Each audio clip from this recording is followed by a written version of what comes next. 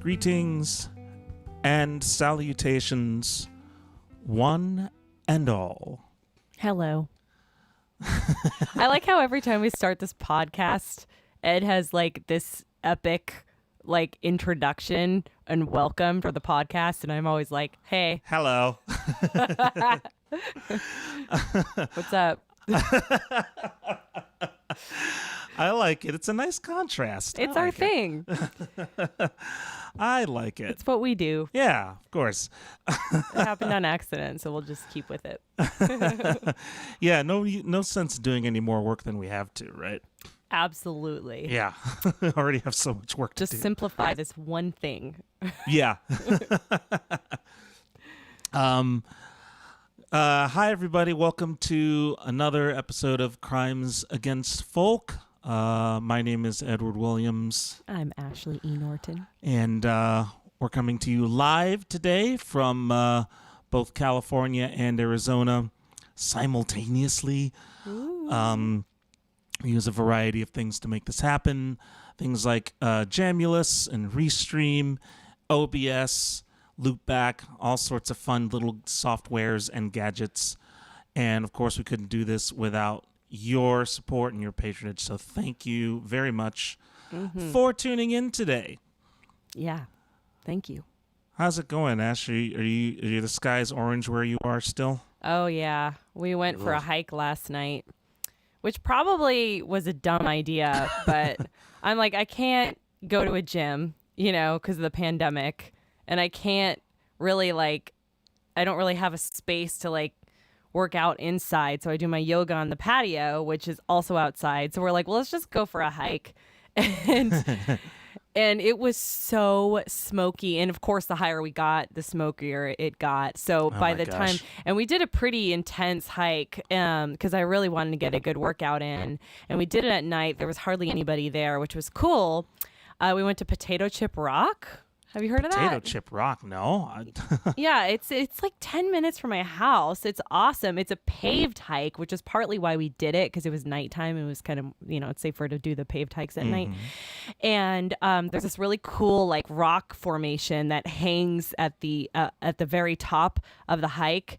And it just kind of hangs over the valley. You kind of have to jump up to the rock formation, and everyone wants to take pictures on this rock because it's so cool looking. Cool. And you get on the edge, and then Brad snaps some photos. But it was crazy because, and I'll have to share the photo with you, Ed, and maybe we can put it in the show notes or something. It'll probably be on my Instagram page this week if you follow me at Vagabond Voice.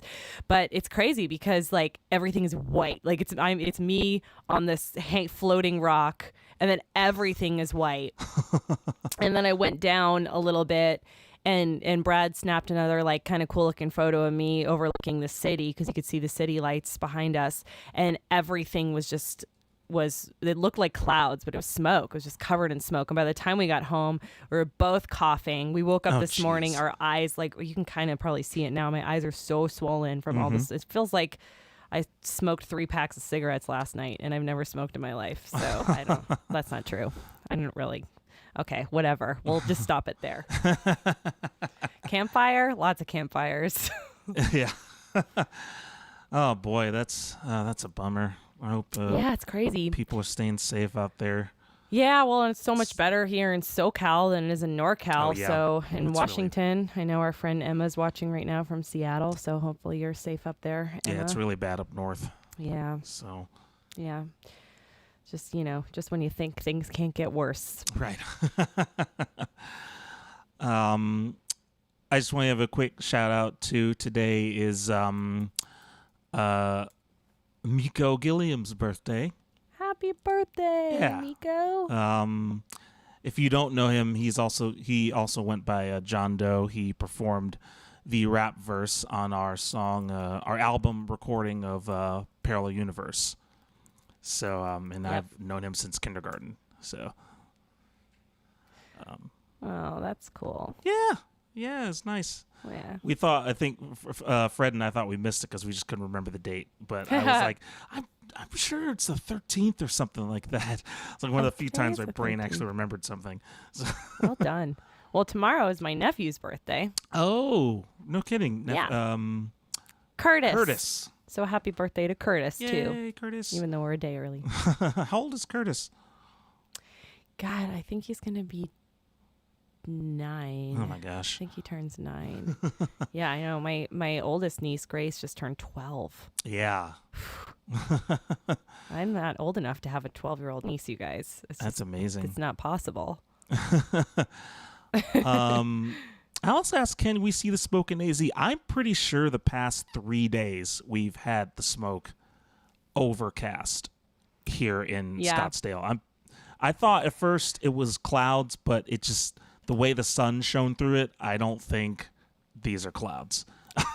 Yeah, it's that fun game of like, is it a cloud or is it smoke? Yeah. That we're all facing. I had the same thing here. I was like, for a few days, we're like, are they clouds or is it overcast? Especially here by the coast, you know? Or is it both? But it's definitely, well, I think it might be a mixture of both. But I mean, we're only 30 miles from the Valley fire, which is being contained, which is good. So that's good. Yeah.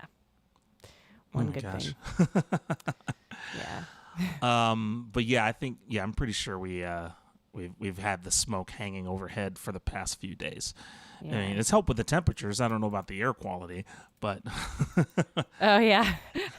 it's cooled off a lot here in Arizona in the past few days. Yeah, it's kind of nice to not walk outside and feel like you're just going to burst into flames. So Yeah. even though you are anyway, Yeah. you don't feel like it as much. Oh, Exactly. God, it's depressing. Well, today we have a fantastic guest joining us for the chat. Her name's Silvia Legat. She owns a tea shop in Cologne, Germany, appropriately named Tea de Cologne. Mm-hmm. And how did we meet Silvia? We met her through Charlie Hole. Do you remember right. Charlie Hole? Yes.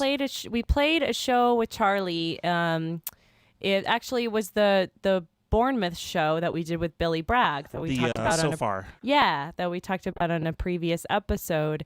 And afterwards, the next day we went out to breakfast with Charlie, and I said, well, we haven't been to Germany yet, but we want to tour Germany next year. And he said, well, I have some great Germany connections for you. So he gave me the email address for Silvia so we could contact her about doing a show, as well as a couple others that did pan out. So Charlie Hole is a great connection, I messaged her and she loved our music and invited us to play, and we did that 2 years in a row. And also in the meantime, Silvia became a very dear, one of my closest friends through the last couple of years, and just a friend of Witherward's, a friend of Ed's, and we've shared some incredible experiences together.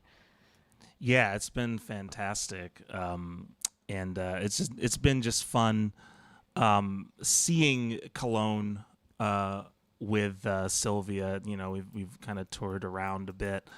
Our friend Randy joined us for one of those, or one or two of those escapades, and that was really fun. Yeah, he did.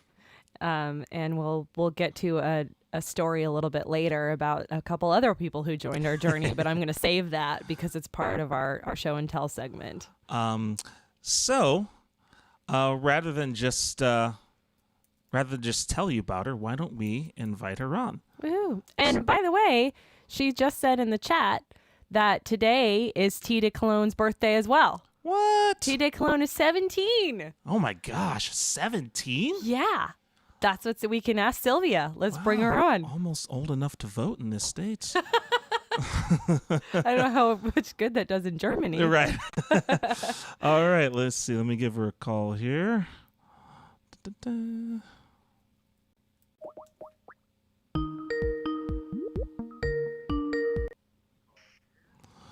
Hello. Hello. Hi. Hey, there she is. How are y'all?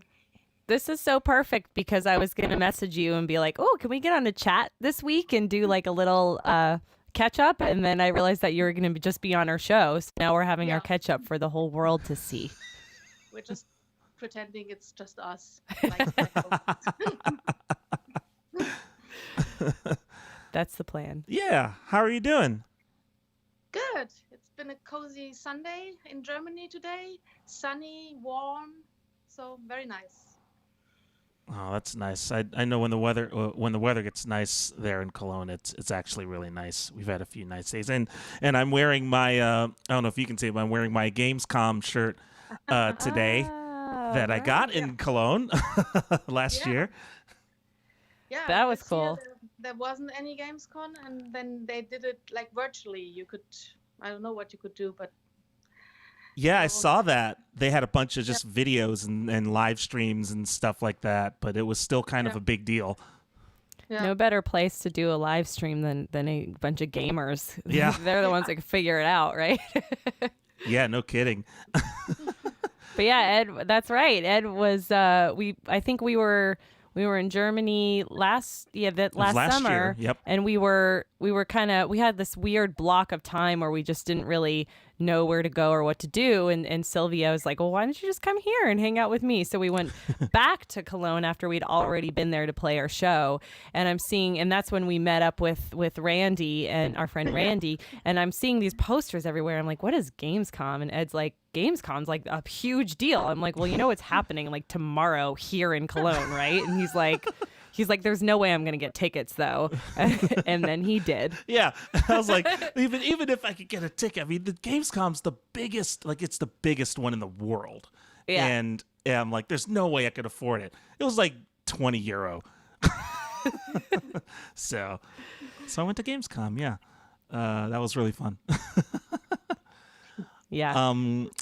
But I wanted to, we like when we invite people on, we love to have them share a story, from their kind of creative experience, whether they're creatives or not. And we know you're a big music fan. If you had kind of an interesting story or a kind of a memorable story you wanted to share, feel free to do so. Like, what do you got? With you, connected with you, or Anything. It doesn't have to be connected Any with story. us. It just pops into my mind how I met one of the musicians I invited. I was traveling on a Flixbus. I would spend the weekend in Paris, and I was sitting next to this woman. I had seen her before on the metro, on the subway, carrying a huge instrument, which I didn't know what it was. And then we didn't talk much on the bus, but then there was a little break and we had a coffee by the roadside. And then we started to talk, and she said, yeah, I'm a musician. I'm from India. I play the sitar. So this traditional Indian instrument. Interesting. And I love music. And so we started talking. And it turned out she was based in the Netherlands for 3 months and touring Europe from there. And so I invited her to play at my shop. And like 4 weeks later, she played at my shop, sitting down on the floor in her beautiful traditional costume, the sari, and playing the sitar. So that was beautiful. Oh my gosh, that's so cool. I love the sitar too. I don't know if I've ever even seen a concert where I've heard one live. We actually did. We did? Yeah. It was in Montana. When Go we on. played at that rail bar or whatever, one of the dudes played a sitar. What a memory on you, Ed. I am like seriously impressed. It probably wasn't as nearly as good or as neat of a setting as a tea shop in Cologne, Germany, but we have seen it before. Which was also one of the strangest experiences we've had on the road following, but we'll save that for another podcast. Mm-hmm. Okay, well, considering I don't remember it, then maybe we need a redo. Do-over. Did she just play any kind of music? Was it just was it traditional music? Was it just anything she wanted?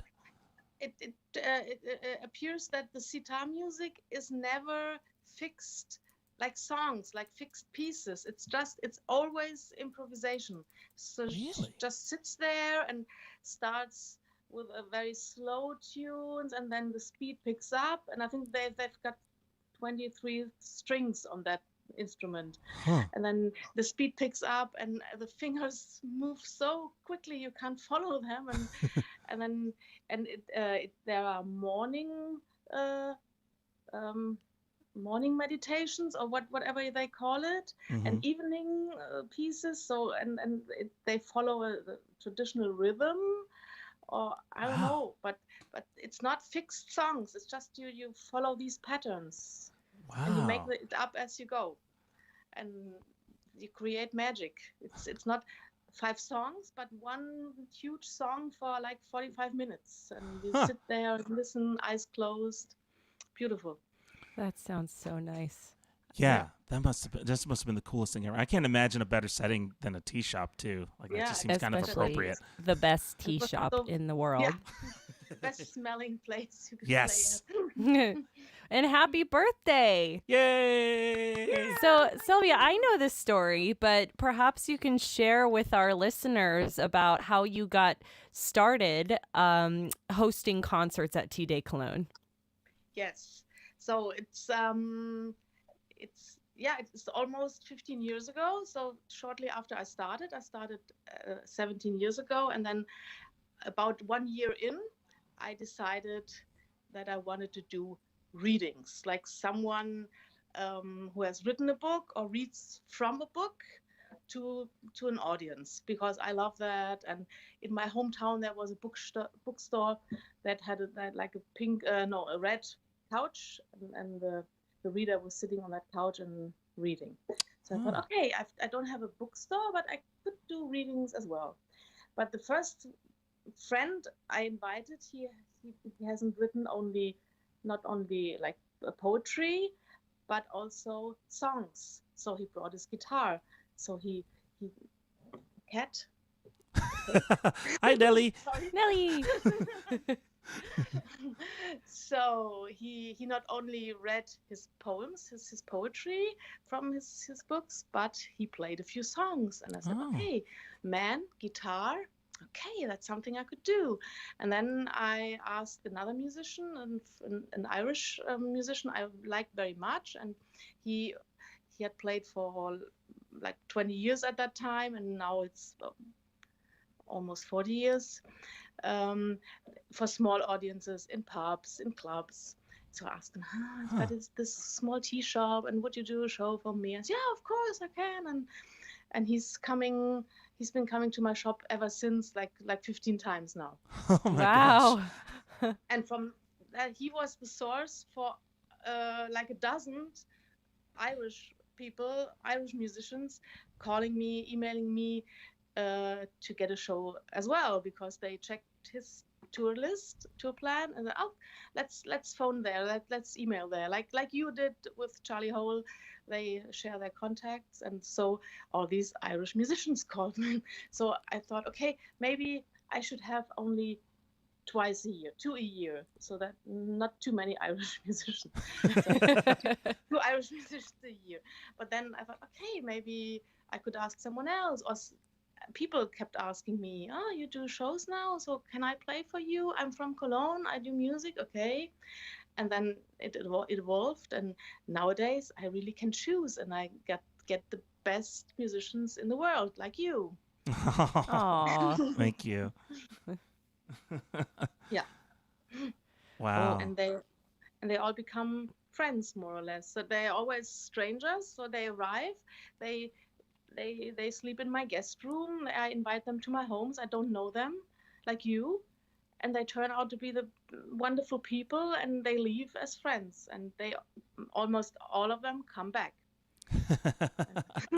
That's so great. That's so cool. And that, I talk about that a little bit when I say this a lot. You might have heard me say it, Sylvia. I know Ed's heard me say it lots of times. If you want to restore your faith in humanity, go on tour, because you're going to meet the most amazing humans. And the same is true on the other side. Like I say that to musicians, but if you're a not musician and you have the space and the capability to do so, you should host a musician in your home, or even a concert, because you're going to get the same thing. It's not a one-way thing. That's a two-way thing. So it's just amazing, the relationships that you've cultivated with the people that you've had in your home and in your shop, Sylvia, and I thank you for that.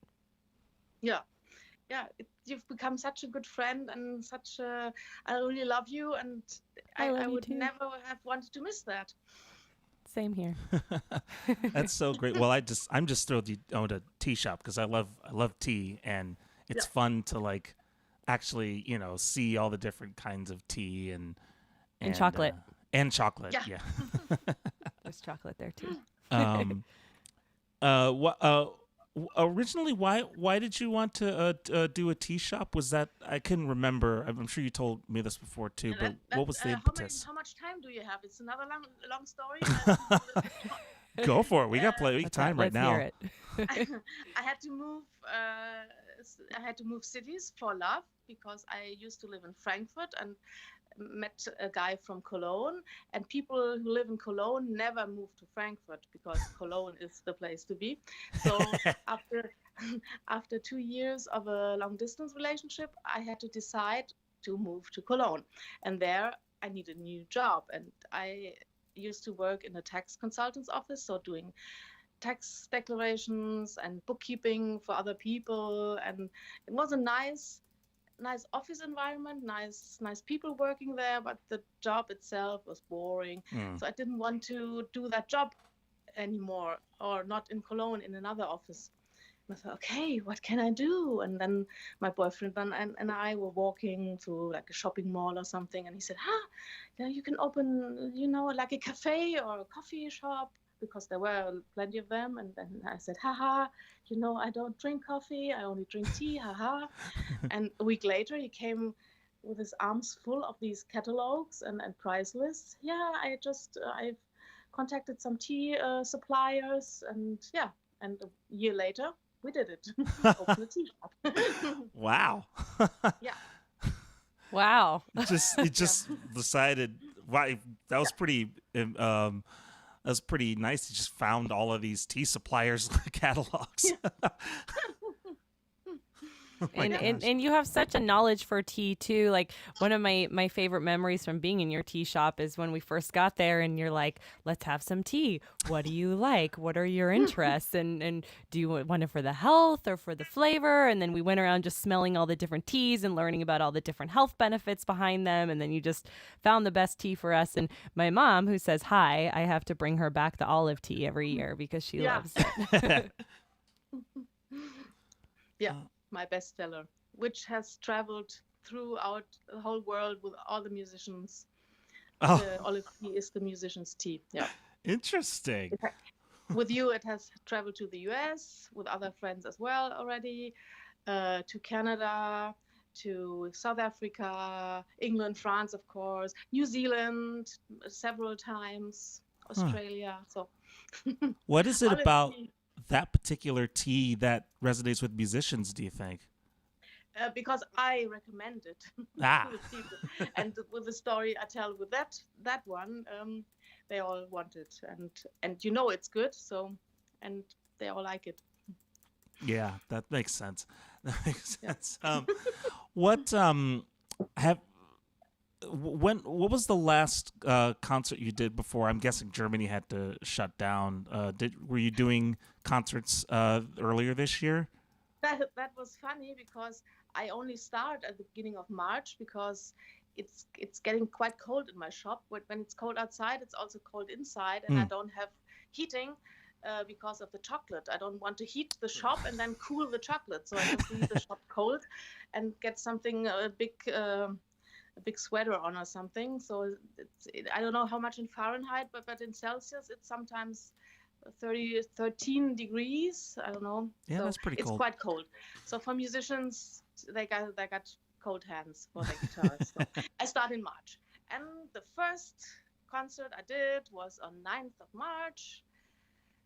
And Corona was already there, but we thought, but it's just this small virus. Can't hurt us. And I remember Ashley was supposed to come over on the 11th of March, and that was already canceled. Oh, that's right. So on 9th of March we did it, and that was the last one we did. Oh man. Yep. I was supposed to fly in I was flying in on March 10th, and I was going to immediately get on a train and spend one night with Silvia, just so we could kind of see each other, because I was coming in to help my sister who lives in Paris with some babysitting, and because she had some trips and things planned. So I just remember the two of us, Silvia and I, were kind of like glued to the TV, like, what is this coronavirus and what's it gonna do? And I'm like, should I come? Should I not come? And I can't. I think I canceled on March 8th, and on March 9th, all international travel had shut down. So it's like, well, guess good thing I didn't come, because I probably would have been stuck there, which also may not have been so bad. Right. You would still be here. Yeah, probably. Are you looking for a roommate? Because and at that time, I remember we all thought this would be over in like 2 months, or you plan to come over in October, Yeah. and whatever. And all the shows or all the events in Cologne were rescheduled to September. September, that's so far away. Yeah, everything's been canceled still. Yeah. That's kind of what we did too. Like we were kind of planning ahead. I mean, Ashley had the was going to do the tour next month, but in June we were kind of like, okay, what can we salvage for September? Because it should hopefully clear up by then. Yeah, that didn't happen at all. Yeah. So Nope. And it's just, I think we all got to the point where it's like, well, we give up. Because it was Yeah. like, in March we're like, okay, well, let's look at April. And in April we're like, okay, May. And May we're like, June? And in June we're like, September. And then September we're like, F it. We're out of here. Just let me know when you want us back, Corona, and we'll plan from there. Yeah, you can't just stop planning, but because if you don't plan anything, there's nothing. So you need to plan, but then be ready to replan again and again and again. Yeah, but you've had a couple of outdoor shows recently. No, do I have that wrong? Yes, yeah, you did that as a bonus. Because Yeah. the second half when we went all outside, and Yeah. it was so nice. And then one of the shows planned for June was a nice guy from Cologne. He's from New Zealand, but he moved to Cologne for love, for his girlfriend. So he's a New Zealand musician from Cologne, living in Cologne. And he came to the shop like 2 weeks before, and he said, I guess we have to cancel. And I said, hey, I've got an idea. You are a street musician. You know it. You don't have, you have the experience. Well, why don't you do street music in front of the shop? And I put 10 chairs outside, because you're legally allowed to meet up with 10 people in public and private. So 10 people on 10 chairs outside, and we announced that, and people loved it. Oh, that's so great. I just remember that was one of my favorite memories from last year's tour, is playing your show. And as Sylvia mentioned, we played the first half inside, and it was hot. I think it got really hot. It was hot, and so Sylvia was like, do you want to just move outside? And we were like, sure, let's give it a shot. So everyone had, and a lot of people showed up to that show, which our friend Kai even showed up, had made the journey from, from House Eifgen. Yeah, and Weimelsgaschen. Yep, and everyone just kind of took all their chairs, and our friend Tom was there, and our friend, it was a really nice audience, and a couple people who had seen us the year before came back as well, and then some new people. So they all took their chairs and they sat outside, and we played right outside the shop, and it was such a hot day, and it just cooled down enough that it was like perfect outside. And I just remember looking around at this beautiful audience outside of Sylvia's amazing tea shop, and the sun was like right in the golden hour, and there's a little street there because Sylvia lives in Cologne, but she also lives in this kind of small subdivision of it that feels a lot like more like a small town than Cologne is a big city. And there's a street, and on the street there's shops and there's restaurants and all, just like very quaint small little street. And I remember looking out at the street, and the bicyclists are passing by, and a few of them stopped and stood there and listened. And then like the chef from the restaurant we were at the night before came out, and he's got his like chef attire on. And then the woman who I didn't know, but there was a woman in the upstairs apartment across the street, and she like flew her window open and was like hanging out her window and listening. And I'm just looking around at the street scene, and it felt like, I felt like Belle in Beauty and the Beast, but a German musician version. It's just, I'll never get. And I know Alice actually talks about, Ed's mom talks about that show a lot, because she watched the live streaming of it. Yep. And she talks about how magical it was from that end of it, and she wasn't even there. So I think everyone just felt the magic of that show, and it was really special. Yeah, absolutely. Yeah. Okay, I'm done.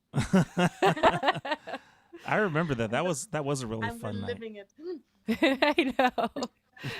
Me too. It was great. I'm kind of noticing a pattern though. Is it common for people to move to Cologne for love? Yes. It is. Okay. Why is Yeah, that, you because think? you at the same time you fall in love with the city, not only with the people, but also with the city itself, with the vibe, the atmosphere, Yeah. and yeah. I'm sorry to say this on the live stream, but to anyone other cities in Germany, but Cologne is definitely my favorite city in Germany. Yeah. Same here, but I think that's also has to do with something of it's like because Sylvia's there. Yeah, that also that's a big part to play in it. But yeah, But it is. I know. Yeah. We had a few friends visit again. I'm saving Yeah. saving the one story for later in this podcast because we have a video and a photo to go with it. But I'll mention again when Randy came to visit and met up with us. Our good friend Randy lives in California. And he loved it too, and he like did all this research on it too, and was like, oh, there's this Turkish area that we should go check out, and we all went to dinner there, that and was like good. yeah, and he's like the Lock Bridge. I'm like, how do you know all of this? And he like took me on a tour of Cologne. That it was pretty cool. And then also Sylvia and I have share a love for this thing called Mundolingo. Which is there's only like 10 cities around the world that this happens at, by the way.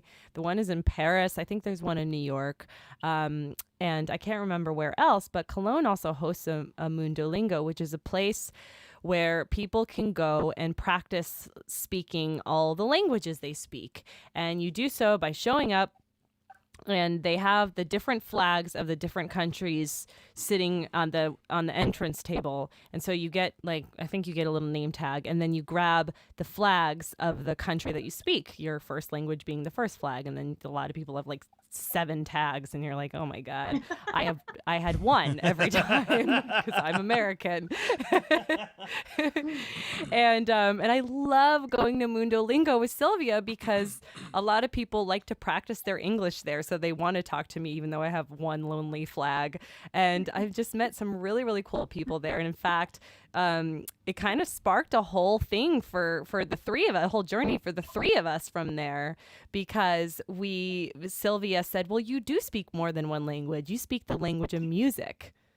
And then that led Ed and I to going, wow, is music a language? And it was just this really deep question that we were exploring so much that we decided to run a documentary on it, which we will finish one of these days. There was a bunch of hiccups on that, which I don't care to get into right now. But yeah, so now Sylvia made music flags for Mundolingo. So now when you show up to the Mundolingo in Cologne and you pick the language, your language flags, Wait a second. you I'll can be pick back in a music. second. Oh, she's gonna go get one, I think. Let's see. Yeah, that was really neat that you guys did that. Yeah. Do you see that? Oh, nice. Yay. Yeah, there it is. I don't know where to put it. There it is. That's the So- famous music tag. Yeah. So, just changing the face of Mundolingo over here, that's all. Yeah, you guys went to that quite often. That was really, I'm guessing they've suspended for the time being. Yes, but Julia and I have made Mundolingo like next level because we started picnics. And the first day, that was 1st of June, then when they announced you can meet up in public with 10 people, we did a picnic and invited 10 people. Oh. So, but for the first day, we were only 3. A week later, we were 10. 2 weeks later, we decided let's do 2 groups of 10, so 20. And nowadays we're 40. And Oh my gosh. Now it's getting too cold for picnics, so we're meeting up inside in a bar at tables, so separate tables, 10 people each table, or more tables than that, but not all together, to be a bit, keep a little distance at least. Yeah. And then I'm doing this like an online check-in for the people, so I can keep track who's coming. And yeah, and from that, David, like yesterday, he announced it. From that, David made Mundolingo the third level. We're going to have like different language groups. Like Oh, the French groups meets up there on that date, and you can sign up there. And this will be the Spanish group, like maybe a Spanish restaurant. There will be 10 people meeting there speaking Spanish. oh wow. And then Ah, there can be an American group in an American burger bar, and for 10 people, stuff like that. So that's so it's not cool. there won't be a big Mundolingo for 200 people, but lots of small ones. No, that's great. I mean, that's Yeah. kind of exactly what all of us have had to do. We've had to like take whatever we were doing and rearrange it so we can keep Yeah. doing it. Mm-hmm. Yeah. Yeah. That's also some big creativity. Not just sit down and say, oh, I don't know what to do. No, just be creative. Do something. Yeah. At least a little bit. Change something.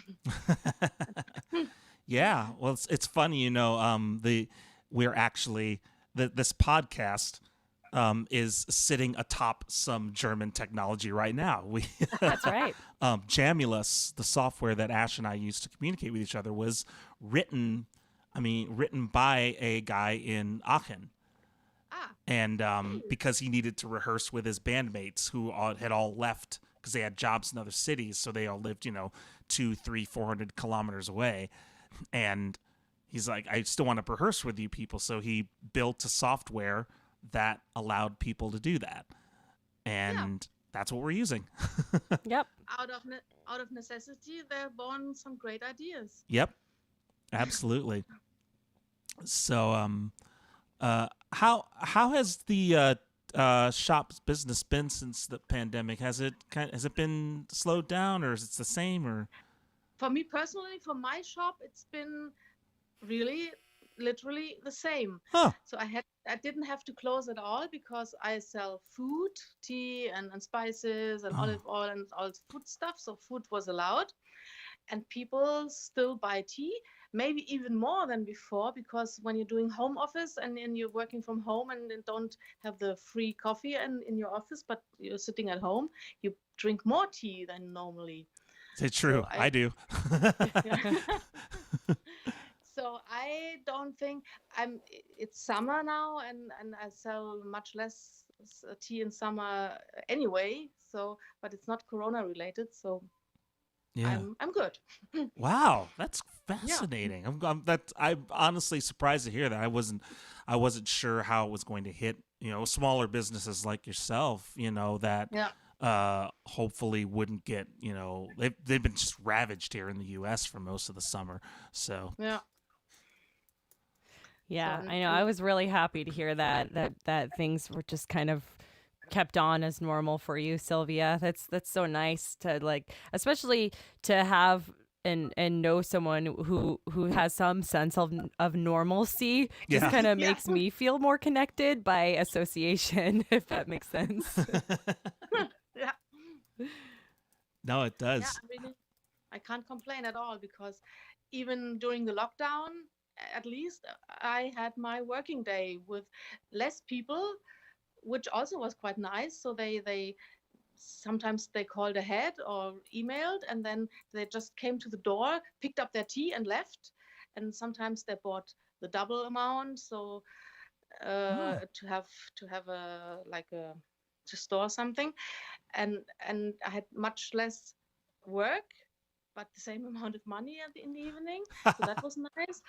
And so I wasn't so lonely. I was lonely at night or in the evenings Yeah. because instead of going to concerts, to readings, to meet up with friends, I just went home and read like 30 books since then, or 25, 30, 35 Wow. books. I don't remember. So I sat at home reading. My cat was happy sitting on my lap and Aw. reading again. But in the morning I could go to the shop, talk to normal people. So I wasn't so lonely. That's good. That's good. I mean, yeah, Yeah. I think that's what a lot of people are struggling with right now is especially people who do enjoy going out a lot, is that they're essentially being forced to stay inside because it can be dangerous to go out. So I think finding hopefully people are finding new ways to communicate with each other so that you can at least try to, get some human connection out there. Yes. Yeah, in the beginning I did so many video chats also with Ashley and the house party chat with the Mundolingo people. Yeah. Yep. So much more than ever before.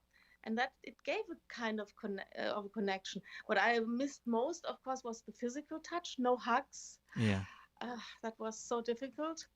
Yeah. But at least seeing people, talking to them, that was nice. That's good. I'm really glad you're still that Mundolingo has still survived. It didn't just completely collapse and then you have to try and redo it again when everything gets opened up. We've got a WhatsApp group. I did it with you together with Julia, with 130 people now in the WhatsApp group. Wow. And they're lining up for the events. I'm posting the next event for Wednesday or tomorrow at 11, and you can be sure that at the end of the day it will be sold out. All 40 places taken. Wow. So cool. Yeah, you just really hit the ground running on that. And I think it was maybe a little or happened organically and unexpected because I was joining in, and I still join into the Mundolingo groups every once in a while. And I see who's live on House Party, and I just kind of pop in, and there's usually a random person or two, and then they have to hear, and then Sylvia's like, "How are you?" And I update Sylvia, and then these like random people in the chat have to hear all about my life, which I'm sure is super uninteresting. But most of them have already heard about you because I tell them all know the story of the music flag. Oh yeah. Oh right. I know I'm famous, Ed. I don't doubt it. I don't doubt it. It's my one claim to fame. I thought it might be music, but no, this is it. Just by association with Sylvia.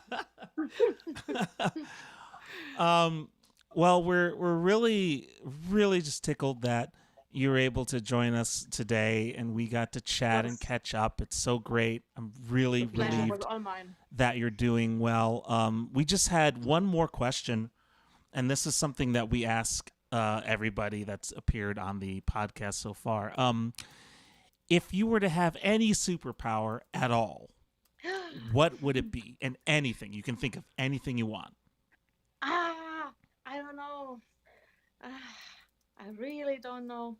Give me some examples. What could it be? Oh, invisibility, invisibility, flight, telepathy, telekinesis, anything. Yeah, you could even kind of make one up. They've all got their merits. I don't know. I really don't know.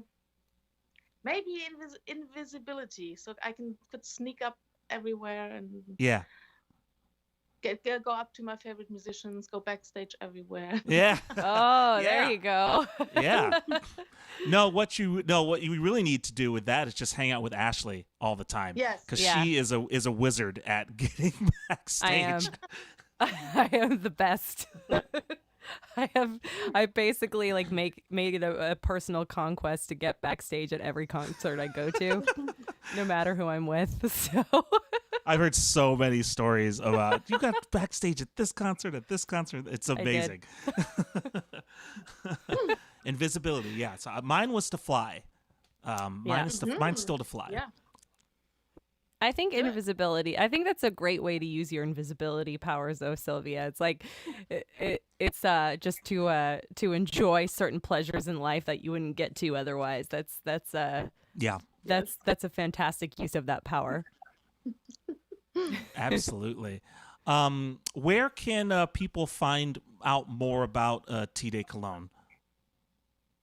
Just come into the shop. No, of course I've got a website, but I must admit I'm a bit lazy and it's not very updated.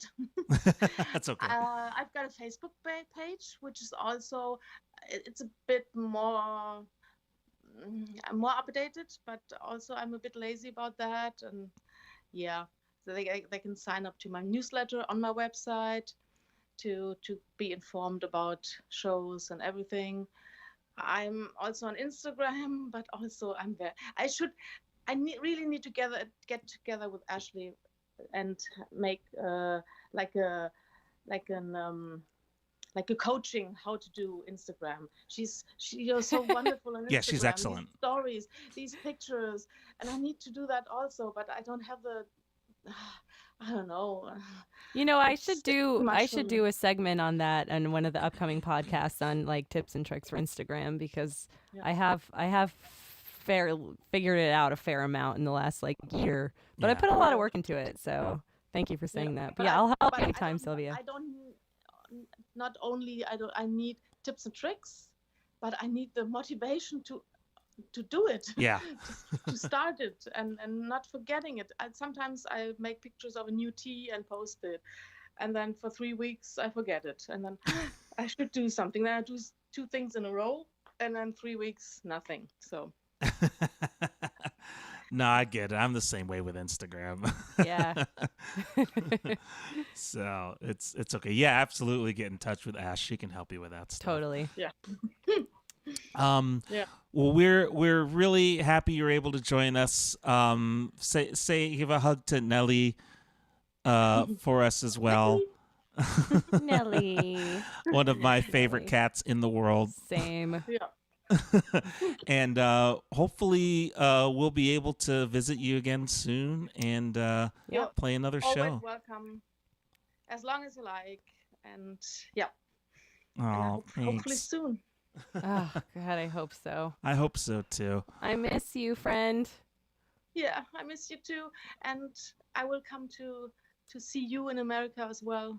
Oh yeah, To explore your beautiful country. you're Let's welcome see here. what next Anytime. year brings. Yeah, you're welcome anytime, of course. Yes. All right, we'll say I love bye you for so now, much. I love you. and it's good to see you. Good to see you. Bye. bye. Bye. Bye bye. Oh, I love Sylvia so I know much. Sylvia's probably one of the nicest people we've ever met in our travels, Definitely. and it's and just what she does again is great for it's great for the scene because again, like, you know, we don't have there's time, and it's getting even worse now with coronavirus, where the number of venues is shrinking rapidly, and you know, people are pivoting to house concerts and stuff like that. But again, it's a change that's going to take a while, and so when you have wonderful people like Sylvia who host these things at her tea shop, I mean, it's such a great boon for us as musicians. We get to meet a lot of new people, and the concerts are really chill. They're low key, and you know, she puts us up, and we get to tour around a beautiful city in Cologne. It's just, you know, it's such a great experience, and I think it shows a lot of respect towards music and the people who make it that you may not get otherwise. Absolutely. So It's yeah, I mean, we're going to get to talking about house concerts some more today during the tips and tricks segment. So hopefully you stick around to learn and hear more about that, because I mean, obviously her concerts don't run in her home, so it's not a house concert per se, but it sure does feel like it runs very similar in a similar fashion. So I would still put it in that category. I would too. Yeah, I definitely would. I think, you know, I would say it's part of the same circuit because it's kind of a intimate experience in someone's place, you know, and a small shop. I would totally feel the same way. Like, we played some bookshop in LA somewhere one time, and I felt like that was a house concert. I didn't think that was like a venue. Yeah, you know, you're right. So I think, you know, a lot of it does depend on the setting, but yeah, I totally would call it a house concert. Yeah. And I'm excited to talk more about that today, because we're really passionate about them and that kind of setting. Like Ed says, it's just there's a lot, and it's international too. It's not different from one country to the next. They're all about the same because we've done house concerts in England and Germany and all over the USA. Yeah. And they all run about the same. So Yeah. yeah. Pretty much. Yeah.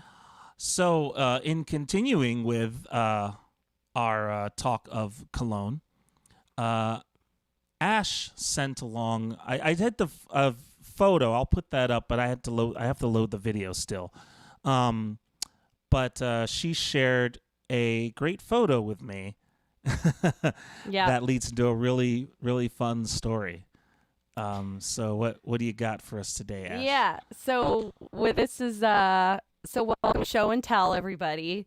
And so I really wanted to find a photo today because as you can tell, we have a lot of shared experiences with Silvia from our time spent in Cologne. And I was like, okay, well, what photo am I going to share today that's going to kind of incorporate one of those stories? And I don't know why I kind of like forgot about this for a second, and then I just entered Cologne in my Google Photos drive, and this video popped up. Are you showing the video first, Ed? I'm just gonna do the photo because I gotta load the video. Okay, so the photo. What happened is we were playing in Cologne, Germany, and we have this very good friend of ours who's also a musician who also tours about as much as we do or did. And she, her name is Erica Sunshine Lee. She's a friend of ours from Nashville. And every once in a while, we cross paths with Erica because, like I said, she tours, 300 days a year like we do. So she happened to be touring in Italy the same summer that we were touring through Germany. And I said, well, it's just too bad that you're not. She's like, well, are you coming to Italy? And I said, no, but it's too bad you're not coming to Germany because it would be great to meet up with you. And she said, well, I'm passing through. I think she ended up picking up one show at Alta. What was the frog place we played at, Ed? The frog place? Yeah, the guy who did the frog art. It was art. Altstellwerk. Yes, thank you. Altstellwerk. I was like, well, we're playing there too. So I'm not sure if that was a coincidence. I still don't know if that was a coincidence or not. But she's like, well, I've got to play there. I'm like, that's only an hour from us. Come the day before. I asked Silvia if she could stay, and Silvia was like, who welcomes musicians most of the time with open arms, was like, of course she can come stay. And so Erica shows up. And also, we have another very good friend of ours, David Connolly, who hosts us for magnificent house concerts that we'll mention again in show tips and tricks segment. His house concerts are in Lichfield, England, and we had booked this show with him, and he's like, well, I've never been to Germany, and so I'm going to come see your show in Germany. So So Ed and I have David Connolly arriving, and now Erica from England, and now Erica Sunshine Lee arriving from Tennessee. And we're like, okay, we have to get these people. So we get in our Subaru and we drive through like hellish traffic and arrive at Cologne has the most gorgeous cathedral. It's a cathedral, right? The Dome. Mm-hmm. Yeah, the dome is absolutely epic, and you can't miss it. Oh yeah, you really can't. You can see it from anywhere in the city. Yeah, and it's Gothic, so it's like it's dark and it makes a statement. So that's also where the main train station is. So we pull up, and I'm like trying to because Dave's like, well, can you get me over to Silvia's? And I'm like, well, I have to pick up Erica and I have to pick up Dave. What time are you guys arriving? And they're all arriving at the same time. And Ed's like trying to find parking, which is impossible. So I just like jump out of the car.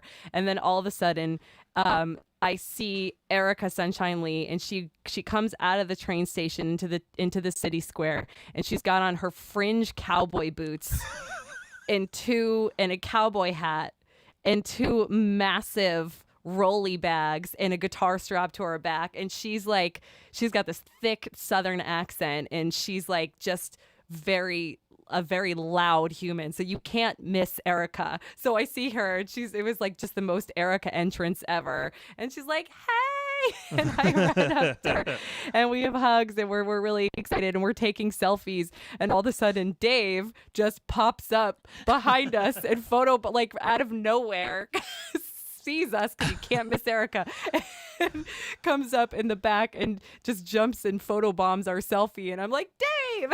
And we hug Dave. And that's where that photo came from. And then we magically found Ed, and we all went back to Silvia's, and we had just an awesome concert. And it was our first concert there, right? This was Yes. not 2019. This was 2018. Yep. And yeah, we invited Erica up to our concert to sing a few songs. And then after the concert, all 5 of us went out and had a really nice meal together in this really lovely restaurant, which is I couldn't find a photo of the 5 of us together. I only found a video, so Ed will play that for you now. Yeah, let me give that a whirl here.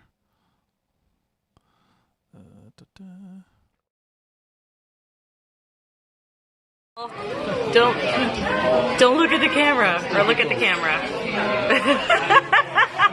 Very natural, Ed. Very natural. Big pan or pig pan? I love it. So cute. That was at a thrift store. Really? Yeah. You rock. That's awesome. I'm hoping to find.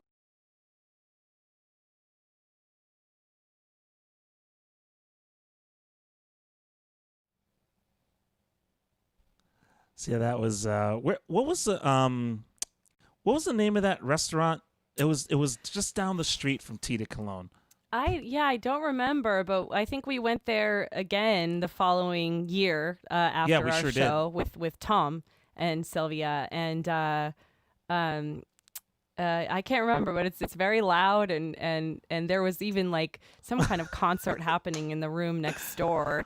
And it was, we got those weird pizzas, those weird German pizzas that have like cream cheese on it or something. But they're really that's right. good. But So I just that's a side note. I wanted to find out the name of that restaurant, and I searched for Tea de Cologne, and our picture is the one that comes up. yeah, I added that into Google Maps forever ago, and it's still there. It's still the one that shows up. I just wanted to see. I think it was. Oh man. Restaurant Putkin? I don't think it was the one. It might have been that one or House Tut. Yeah, it was House Tut. House Tut. Okay. Yeah, right on the corner. On the corner of like a block away from Tea de Cologne. So that's where that video was taken. So Okay. but yeah. Yeah, great restaurant, great memory. So cool. I mean, there's something about Sylvia's tea shop that's just like the meeting of the minds, because like I said, the next year we ended up meeting up with our friend Randy from California there. It's just you never know. So next time I go back, Sylvia, if you're still watching, I might just show up with somebody else. You never know. You never know who it's going to be. Yeah, some random American friend is just going to show up at Tea de Cologne. Oh, man. Yeah. All right. Okay. That was cool. That was nice. That was so nice to see Sylvia and to relive those memories. It's amazing how much we put into Cologne in such a short period of time, you know? Yeah. Oh, and yes, we mentioned our friend Erica Sunshine Lee. I'll put her link in the notes, but she's a country artist. She's a fantastic country artist and a great songwriter. So definitely check out her music. Yeah. Yeah, for sure. Yeah, a lot of good times at Cologne. I couldn't believe, like going back to the Gamescom thing, I couldn't believe that's where it was. Like I'd heard about Gamescom, had no idea it was in Cologne, and we just happened to be there the first day. And I mean, there must have been 150,000 people there. I mean, just one of the biggest groups of people I'd ever seen in my life. And everybody's there for the same reason. Most of the things were in German, so I didn't understand any of it. Were they mostly German people, or were they from all over? Oh, they're from all over. Yeah. From all over the world. But most of the presentations were like the presenters were in German, with some of them doing English, but most of the presenters were speaking German.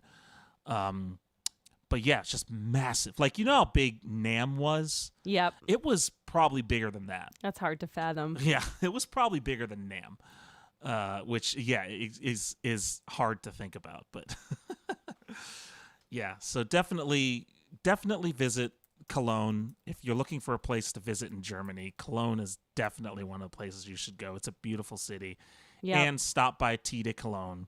Yes. Buy some on your tea, way there. Buy some chocolate, and you can't. Again, you cannot miss the cathedral. Which Itzo chimed in on our chat. He says it's probably the most famous and most recognizable cathedral in all of Europe. I would believe that, and also the second tallest church in Europe after another German church, Minster, after Ulm, which is the third tallest church in the world. That's so interesting. Yeah, super cool. Yep.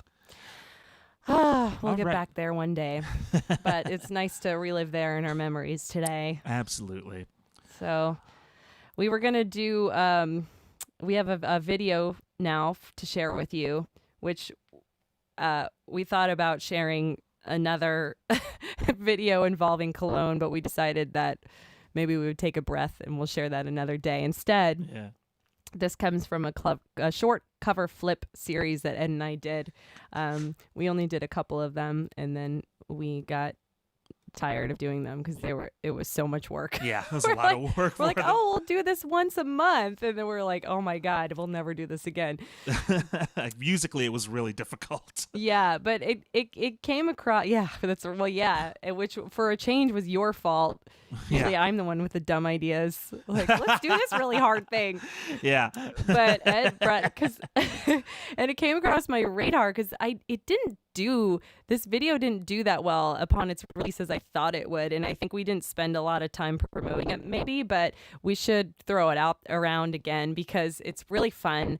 I've been performing the Disney song "Part of Your World" by Ariel, the Little Mermaid, quite a bit at my solo shows these days because Nice. I pretty much get told on a regular basis that I sound like a Disney princess, so I just decided to jump in and, oh yeah, you think so? Bam! Part of your world. And people are like, oh my god, and it's a great party trick. So it's not the first time I started covering Part of Your World though, because Ed and I did it in minor. Yeah, not the relative minor. We just took the same key and turned it into minor, which was very difficult. Yeah. Very, very difficult. And I had mentioned this to my friend Dave recently, and I sent it to him, and he was like, he's a fantastic musician and guitar player, and he was like, these chords are just screwing me up, man. Yeah. What the hell? They had to totally change. Like, some of them, in order to try and keep the melody moves the same, the chords you have to use are just nuts. Yeah, in a good way. Like, it's cool, but if you may not notice so much, and if you're not a musician, you may just think, oh, that's like an interesting take. But if you are a musician and you hear the notes we're doing, you're gonna be like, wow, that's different. Or maybe you'll hear it anyway. But we then, of course, decided, because we we can't just like make things complicated and leave it there. We have to take it one step more complicated before we let it go. So we made a music video for it. Yay.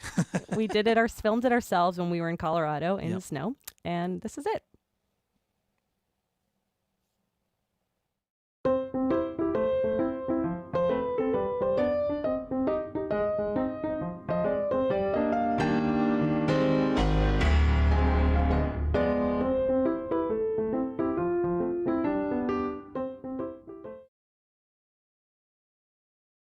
Look at this stuff, isn't it neat? Wouldn't you think my collection's complete? Wouldn't you think I'm the girl who has everything? Look at this trove, treasures untold. How many wonders can one cavern hold? Looking around here, you'd think, sure, she's got everything. I've got gadgets and gizmos aplenty. I've got who's it's and what's it's galore. You want thingamabobs? I've got 20. But who cares? No big deal. I want more.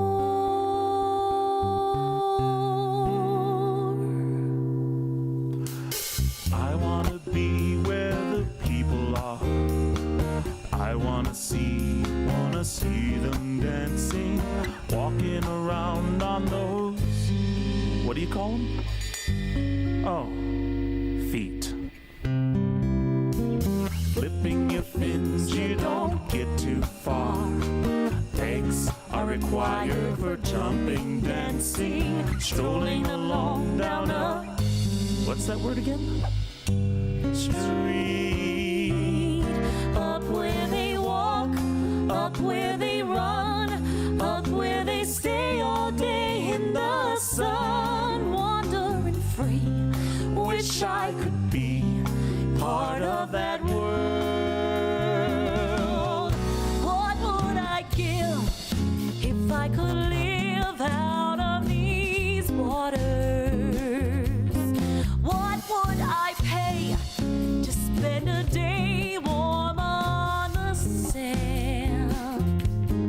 Fracture on land, they understand that they don't reprimand their daughters. Bright young women, sick of swimming, ready to stand. I'm ready to know what the people know.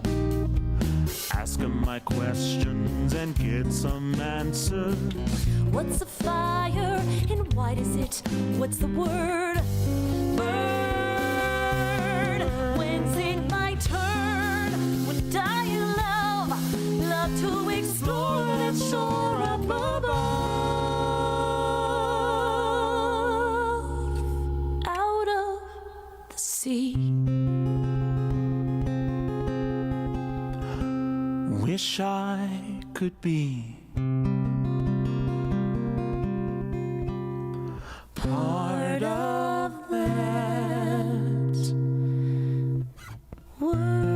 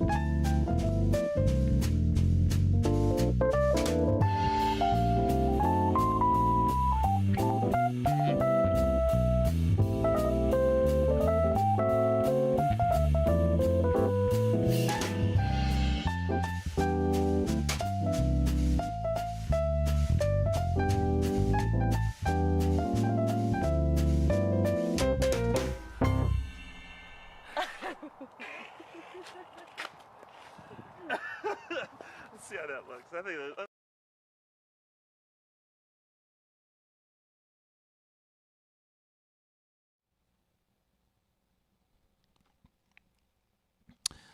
Okay, that was part of your world in minor. And yeah, that was an exercise. Yeah.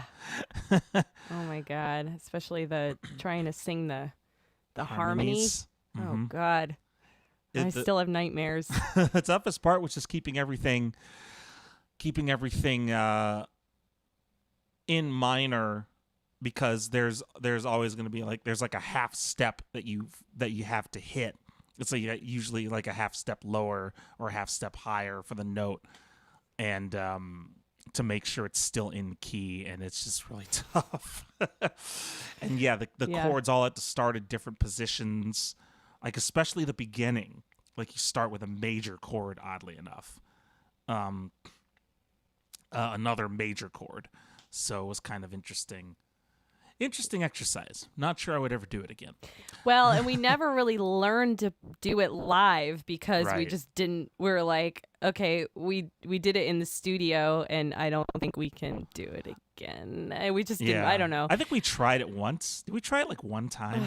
Maybe we just didn't put enough effort into learning it. It would have required a lot of rehearsal. So we every once in a while, one of our fans who like dives deep into our like B cuts will find this and be like, "Can you guys do that?" And we're like, "Nope, sure can't. Yeah. Yeah. I don't. It's a I blank. couldn't if my life depended on it." Yeah, the melody singing that would just be I don't know. I don't think we could do it again. So yeah, real quick, before we feel free to start throwing out any questions because after this next segment we've got our Q&A coming up. But yeah, I just want to mention again that Sylvia at Tea Day Cologne is able to ship teas, but she doesn't have a web shop set up. So if you want some tea from Sylvia from Tea Day Cologne, find her on Instagram or her website and email her or message her on our Facebook or however, and she will hook you up personally. Yay. Yeah. And also, I know you may have noticed at the end of that we had a Patreon listed. That was when we were doing a Patreon for Witherwood. We are going to launch one for Crimes Against Folk. That is coming in October. We have the page pretty much ready to go, so we're just kind of telling everybody about it and getting ready. We'll make some announcement videos and stuff like that, so you can have more info. But stay tuned for that. We are going to launch a Patreon in October. Yeah, and it's not going to be very expensive to join. Like even we're going to offer a little private concert before each podcast because we're going to stop including so much music in the podcast. So if you do support us on Patreon for it's not even one of the higher tiers, it's one of the lower tiers. You'll be able to watch us actually perform before the show starts. So yeah, we're going to have all kinds of fun options for you guys, including just being able to join the chat for, $1 and going up from there. Yep. Yeah. So next, we're going to talk about house concerts. Tips and tricks. Yeah. Ugh, do you hear that? That's the smoke That's fire. the smoke. Yeah. Smoke fires, whatever.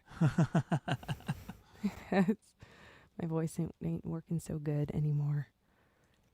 But yeah, we're talking about house concerts. Yep. So, house concerts again for artists. They're a fantastic way to just have a really good concert experience and actually make a decent amount of money too, depending on how the night goes. But even still, even if the money is less, you still kind of get a little bit more out of it on the in terms of fan engagement. Just overall concert experience, it's totally worth it. Yeah. So, and as a host, you also get a lot out of it as well. You get to connect with artists on a more personal level than perhaps you wouldn't be able to if you went to saw them at a bar or at a smaller venue. So.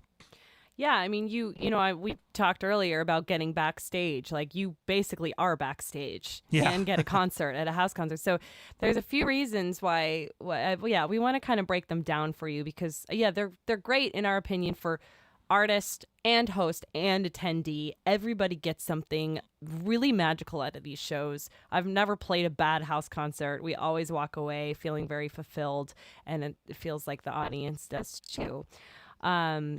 So yeah, we kind of wanted to go through different kinds of house concerts, what makes them so special, how you book them, how you host them, and how you attend them.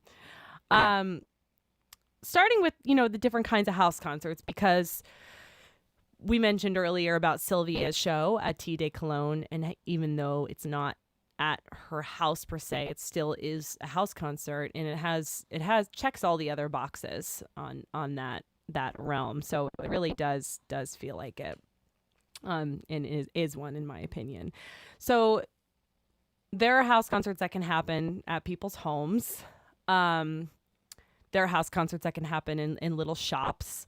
what we've done a few library shows at it as well. And Ed, do you think those feel like house concerts a little bit?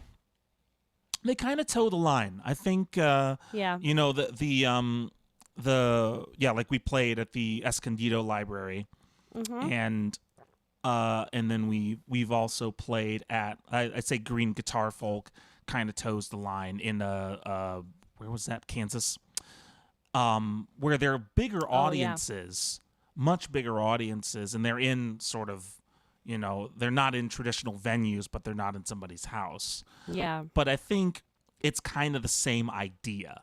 It's kind of there's an individual or a small organization putting it on, and they're trying to create an environment that allows you to connect with the artist easier by creating an environment that lets you listen to their music better and lets you appreciate what they're doing more often. So Yeah.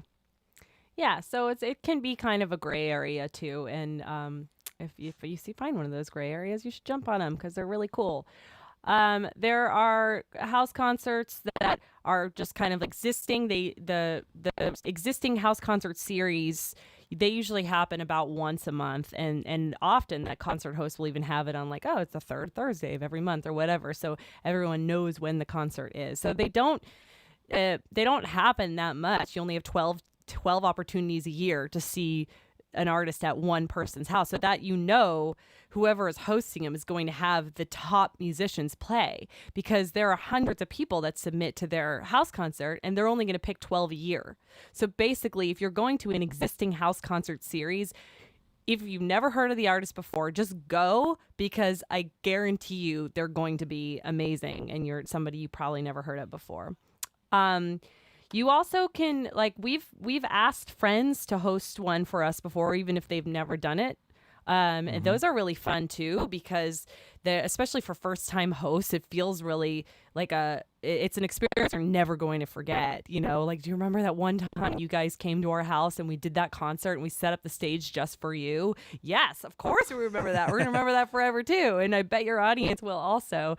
And sometimes that's what sparks an existing show. Sometimes people have just decide, you know what, Witherword's my favorite band. I want them to come play in my house, and we set up of how you can do that. And then all of a sudden they've got a house concert series and having a bunch of different people. Or sometimes it's just a one and done, and that's okay too. Yeah. Or a few people just have us, and that's also cool.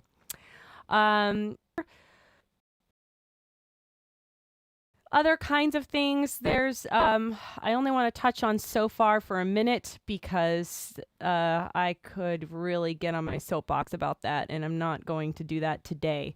So Far Sounds, you may have heard of them. They are a kind of a house concert series. It's a little bit different because they host 3 musicians per show. Everybody plays 4 songs, which to me, I feel like it's kind of tough to really get into your show when you only play 4 songs and you're done. It doesn't have that the house concert experience is like a thing. You show up and you play your first set and you chat a bunch with people on your break, and then you play your last set, and then everyone hangs out and has some wine, has some food, and then you stay the night, and there's all this stuff involved. So you're missing that experience with So Far. It's not a traditional house concert, but it is their music series. If you're looking to go discover some cool music, So Far concerts happen in 300 and something cities all over the world on a very regular basis. I'm guessing they're on now. I don't know how that's working, but and then you'll find a lot of videos for So Far, us included. We have had a couple of really good experiences, having Billy Bragg open up for us in Bournemouth. But you don't get paid, or you get paid very little. And that's not, the house concert thing was also set up to make sure that the artists actually get paid for their show, because the venues and the gigs they just pay less and less through the years. So this was kind of a way to boost you to that and get you to a level that you really should be at for making money as a musician. So you're missing that element. But it offers some cool opportunity. It's really kind of geared towards millennials, so keep that in mind if you're going to go. That does not mean that only millennials show up. There's people of all ages. of all types of who are there to enjoy it, but they often make you sit on the floor. So to enjoy the show. So you probably want to just consider those things before you go, especially, if you can't really sit on a floor, if you're uncomfortable sitting on a floor, or you have a medical thing or sore joints and you don't want to do that. So I'm going to move on from So Far from that. Check it out, sofarsounds.com. Yep. So Ed, why are they great? You take this one. One of the benefits that we've certainly noted during doing house concerts is that you have a more intimate connection with your audience. Most of the time, I mean, you certainly see this with So Far, and you see it with most places because houses are, they're even the big rooms are still kind of small for having 20 or 30 people. Everybody's right in front of you. First of all, so you are physically very close to them, but also people tend to really respect what you're doing, so they are going to kind of not talk. They're not milling around while you're playing. They're going to sit down and watch you and listen to you the whole time. So you do have a more intimate, attentive audience, and it's a nice transition. Performing at house concerts are it's a nice transition from doing a wine bar circuit, or a brewery circuit. Those are things that we did for a long time, and we're just like, these are fine, but it's a lot of work for not a whole lot of money, and the audiences are not fantastic. You still make fans at those shows, but you don't have the engagement that you're going to get at a house concert. And the same is true for a listener. A listener who wants to go actually see live music and discover new artists. A bar is usually a terrible place to do it because it's hard to hear who's playing sometimes. There's so many distractions happening, televisions and loud people and whatever. So going to a quiet, intimate area where you can actually sit down and listen is a fantastic way to discover new artists as well and actually hear what their music sounds like. Typically, because of that, as a performer, you're going to get a lot more, I think, long-lasting fans. Your fans are going to stick with you a lot longer. It's easier to get email list signups for sure. Easier to sell merch because, again, you have a lot more of an opportunity to connect with your audience, and as a result, you tend to make more money at a house concert. We've noticed a lot of house concert hosts like to do them so that they are able to pay the artists as much money as they can because they get it, whether they were musicians themselves or not. They understand that there are a lot of situations where musicians don't make a lot of money for performing out, or when they do, it's for a really, really terrible quality gig. So the fact that the house concert networks exist and that they are typically a lot more generous with the money makes them a lot more valuable to pepper in to your schedule when you can. Or some artists we know just that's all they do anymore. They maybe they'll do the odd performing arts center now and again, but a lot of some artists we know, that's all that they do are house concerts because they get better audiences and they make more money. Yep. Yeah. Sorry, I got a little distracted because there was a very inappropriate comment that appeared on the chat on BandLab. Just so you guys know, that's not okay. So just please be kind and respectful. Yeah, and or we'll drop the band hammer. Yep. Anyway, where was I? How do you book them? How do you book them? I guess maybe that's where I come back in. Well, if you like, I can try and answer this as No, well. no, it's cool. I mentioned earlier, word of mouth is is a really good way to do it. Like we've played a lot of really beautiful shows just by like asking our friends, and often you'll find like, especially your fan base, because they're music lovers, you'll often hear, oh, we've always wanted to do that. Oh yeah. And then they do, and then it's just a great experience for everybody, and it's cool for them too, especially if you have like, you know, I think almost every band, especially if you've been around for a year or more, you have super fans, and they might really want this experience of just getting you to perform for them in your home. It's like this really thing that only they are going to have. I mean, you do them all, yeah, sure, you might do them all over, but still, like that's that, like it's a connection between you and that super fan that that you get to keep forever, and it's always really, really magical. And we've even done like private ones where we just show up and play for, you know, with family, and they you know, instead of you know, booking us, they're like, hey, will you just come do this? Or like it's a tier on your Patreon page or something like that. So you never know. You can send the word out. Send it out on Facebook. Say, who wants to host me for a house concert? You never know who's going to reply, or message or mention it to your fans or your friends in passing. Like, yeah, I'm looking for a house concert here or there.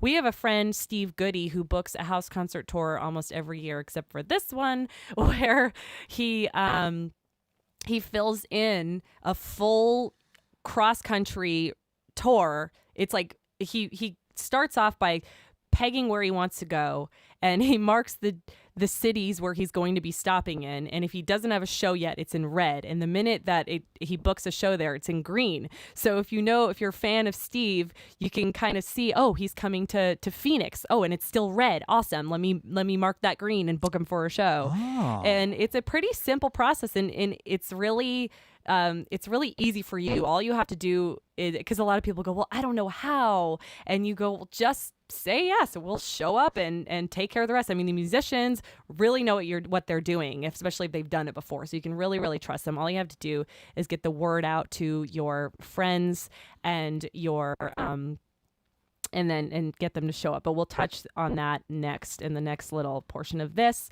A good way to find house concerts beyond word of mouth is look on Facebook groups. There are a lot of Facebook groups that exist for house concerts, so you can kind of just do a search, or just a search on regular Facebook and search house concerts and see what comes up. Yeah. And if it's in a city that you are in, or that you are planning on going to, or if you want to find one in your city, like you know, if you're in St. Louis and you're like, you just look on Facebook's house concert St. Louis, a bunch will probably pop up. You can click on them. You can probably message the host right from there. How do I go, or how do I get booked there? Yeah. Another great way is to go to a conference called Folk Alliance.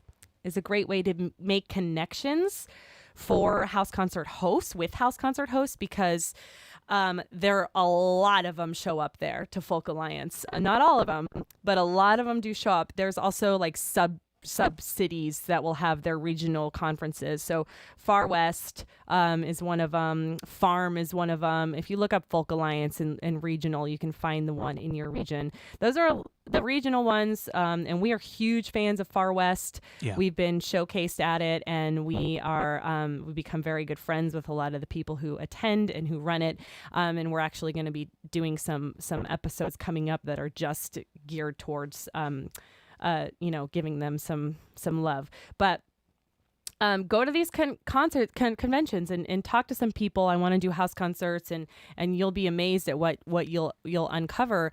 And that said, you know, they are specifically geared towards folk artists, but I wouldn't be afraid to break that mold if you're, you know, in pop or rock. You never know. And there are house concerts out there that are geared towards your type of music. If you're a jazz artist, there are jazz house concerts out there that have literally replied to me and said, we think you're great. We only host jazz artists, so we won't be able to book you ever. Or there's one, I even got that from like a Hawaiian, like they're like, sorry, we only have Hawaiian music. What? Like, so yeah, I want to go to that one.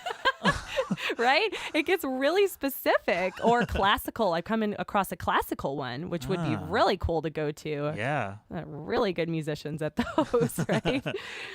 Yeah, so don't be afraid to break the mold. Go check out some conferences. They really do open doors for you. There is a great website. This is probably like if you're looking to book house concerts, pay attention because this is probably the best network I've seen for this sort of thing. And I'm about to pull that curtain down for you right now. And it's called Undiscovered Music Network. And there is a website that I'll find for you and post in the comments in a moment. Undiscovered Music Network is it's an online tool that posts all the house concerts, and sometimes they have links on, because often you'll find a house concert and you'll be like, I don't know how to contact these people because they won't have their information on the website or whatnot. But Undiscovered Music Network has a lot of them, and if they don't, you can still do Google searches. You might have to do a little bit of digging, but you can find the contact info for sure. No, Ed found it. Did you put it in the notes there in the chat there? Thank you. And another great thing is just good old-fashioned Google, and that is how I use that tool to book a lot of our shows internationally and locally, and house concerts. Just find keywords house concerts in San Diego and see what comes up, and you can find ways to contact the host from there.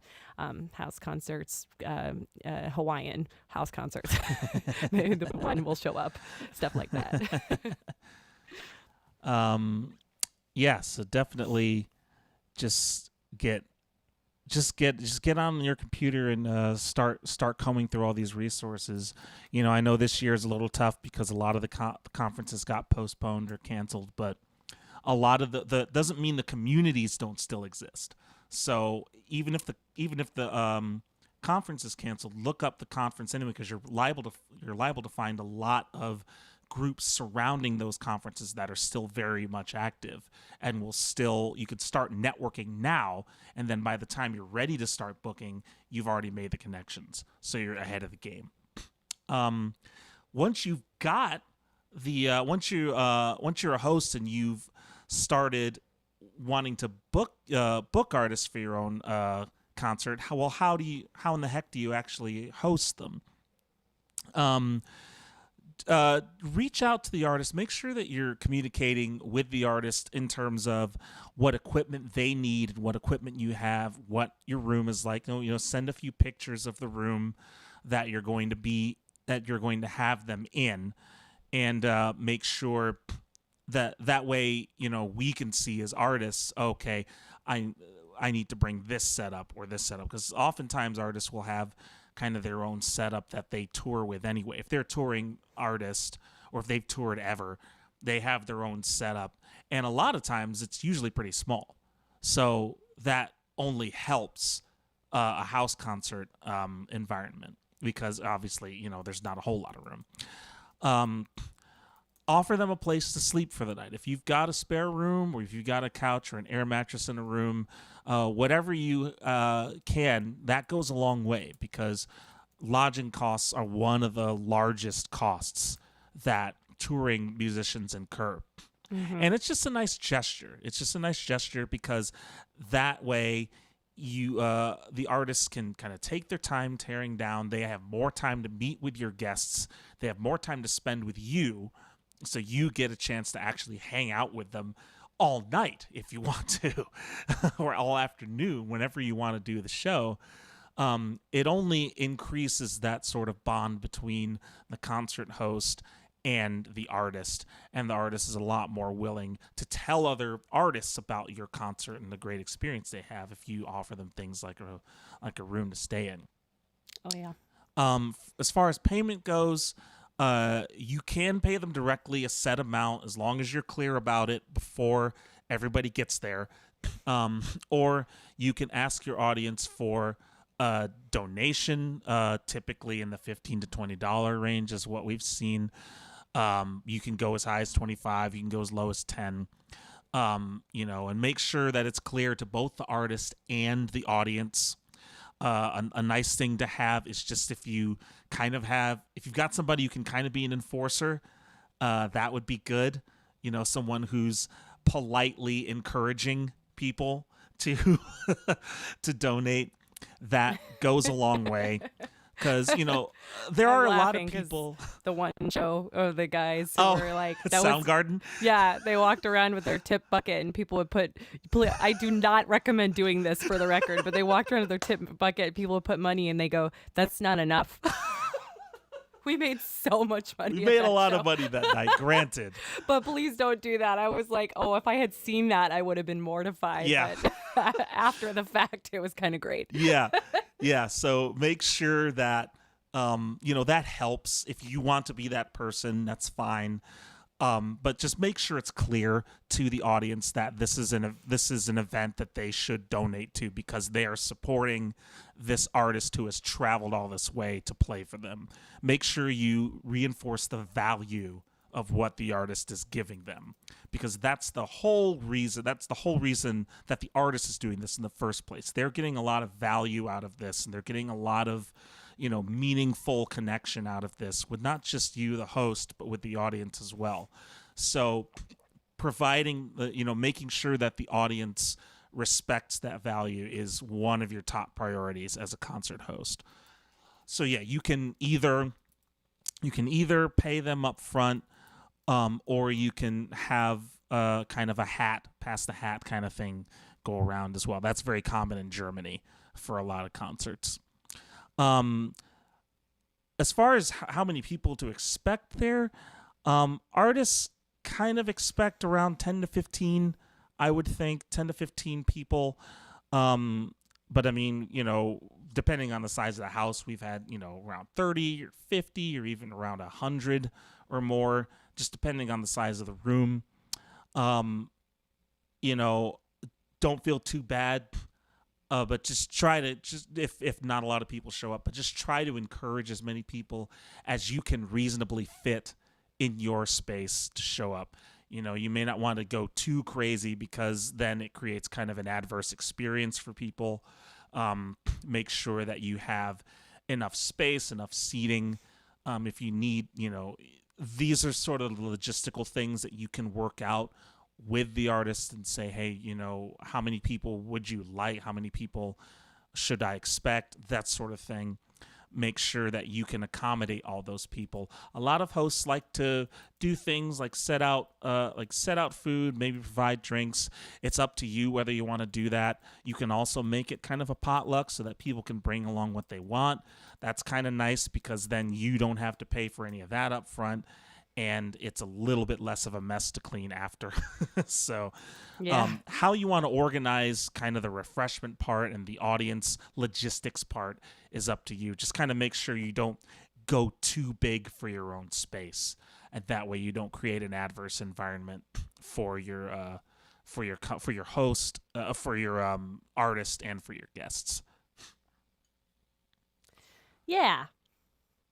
So, all that said, yeah, we kind of made a short list, because quite honestly, I can't remember the names of some of them. So it's a short list, but of some of our favorite house concerts that we've done over the years. And it's kind of a shame because we had a lot of really cool sounding house concerts on the docket for the summer, including Washington, D.C. and in Omaha, Nebraska, and just a bunch of new ones that we hadn't played yet. Yeah, that we were really looking forward to. But I'll just a shout out to a few of our favorites is obviously T-Day Cologne in Germany, which is Silvia's house concert, who we were talking to earlier. Another amazing show that we love is Connolly Concerts in Lichfield, England, and that's run by our friend David Connolly, who is featured in the photo from the show and tell segment of this show. He has a really lovely house concert, and he only does a few a year, but it is a regular show that he just kind of invites artists that he likes that are touring through on a whim, and they find a date that works between them, and they make it happen. And he has a really beautiful list of music fans, a lot of them that I know are watching now that have turned into great friends of ours, because you guys, we become friends with all of our fans, like most of you who are on this chat right now. Yeah, one of our absolute favorites, and I think one of everybody's favorites, is Lakewood Concerts in Pittsburgh, Kansas. This house concert is so cool because this couple has built a stage in their living room, like permanent, year round. Yeah. It's there. So when they host their monthly show, it's just there. They don't, and it's got a beautiful sound system, and Tony's really learned how to mix the sound, and it has it's an actual stage, and they decorate it really cool. They have a beautiful light system that they put in their living room. I mean, it's really something else, and they're not musicians themselves. They put this in their living room because they love live music that much, and they want that full experience of a concert, but in their living room. It's so cool. So they put they bring in the chairs every time for the show, and then they move them out and put their living room back together after that. But it's great. They're wonderful people. Great spread of potluck, as Ed mentioned earlier. They choose to do that, and a suggested donation. People are always generous, and a nice place to stay, and it's in a beautiful area too. It's right on a lake. It's really cool. It's beautiful down there. Yeah. You want to take those last few, Ed? Yeah. So there's also Fiddler's Crossing, which is in Tehachapi, California. This one's run by Peter Cutler, and a longtime audio engineer. So he's got a really good audio setup as well. Yeah. He's got like a pro setup. So the sound is really good. He's cultivated a wonderful audience of people. It's in a kind of a little kind of strip mall office park place right off the main drag, and it's just a fantastic environment. Like, he just really loves music, and he loves bringing new acts in. He also runs an open mic as well. That invites people in to play as well. But for the house concert, it's a ticketed event, and he gives a really good recording after. So there's a lot of value for both the artist and the audience that Peter gives people. It's really nice. One of the one that Ashley alluded to earlier is called Soundgarden. This is in Hanover, Germany, and they only do 2 or 3 shows a year. Mm-hmm. So again, this is one of the things you have to think about if you're an artist looking at these, is that you have to plan quite a bit ahead of time. We got really lucky with this particular one. This was one you found on Undiscovered Music, right? Yeah. Well, no. Oh, which brings me to this is another one. Yeah. This is Sofa concerts. Yeah, right? It's about to get confusing. Not so far concerts, sofa concerts, like sofa concerts. That's right. This is, I think, mostly European, but it's a European website called sofaconcerts.com, where you can actually just submit your show to a whole bunch of concert hosts all over. And I mean, you really have to submit to 100 of them before you get a few replies, but it does work out. And this is a perfect example of one that worked out. That's right. And this particular concert, they had one opening, and they invited us along, and it was in the back of an apartment that these 3 German guys lived in, and they would just open their backyard up to their friends and other concert goers, and there'd be a big potluck along the wall. There's like a table where everybody puts their stuff, and there were 120 people at this particular concert, and you could have heard a pin drop. Like, it was just silent, and everyone was listening, and everyone was very polite.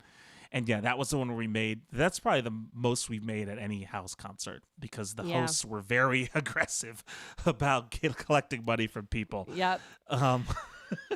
It was great. They were so great. They too. were We super sparked nice. up a really nice conversation with them, and Ed doesn't typically like to stick around after a show. He likes to like go home and chill out, but he did that night. I mean, I think we were both there till like 4 a.m. just chatting with a small group of the people who were hanging out and partying after. It was just a beautiful night, and the lighting that they had set up was gorgeous. It was such a nice one for us, a great memory. And like, we were at the time in particular, we were not used to playing for 120 people who weren't just like wandering around a bar chatting. We were like, wow, they're all just like sitting here listening to us, and probably the most epic buffet spread I've ever seen in my life. It's incredible. It was really cool. Yeah, I mean, when you get 100 some odd people going to your concerts, I guess eventually you're going to get enough people to have a kind of spread like that. Yeah. And finally, Downtown Listening Room in Cincinnati, Ohio.